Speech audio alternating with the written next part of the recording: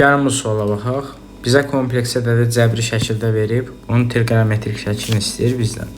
Trigonometrik şəklini tapmaq üçün biz ilk növbədə modul z-i tapmalıyıq. Modul z həmçinin r-ə bərabərdir. Bu da bərabərdir kvadrat kökün altında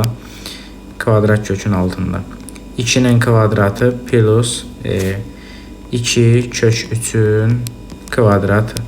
Bu bizə verir kvadrat kökün altında 4 plus 12. Bu verəcək bizə 4. Deməli r oldu bizdə nə? R oldu 4. Və biz fiini tapmalıyıq. Fi ilk növbədə necə tapılır? Bu tapılır arktangens B böl A ilə B böl A. B dediyimiz şey z bərabərdir A plus B-yi kompleks ədədində. Bu B-nin A-ya nisbəti bizə fiini verir. Buradan deməli olacaq fi bərabərdir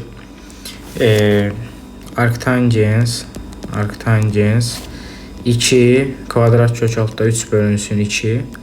Buradan 2'lər gedir. Qalır nə? Qalır pi bölünsün 3 pi böl 3.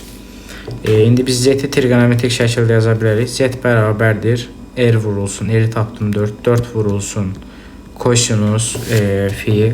Bu olur pi bölünsün 3.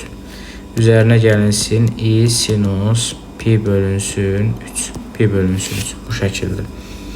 Bu da A bəndində var. Cavab oldu A bəndi. Belə.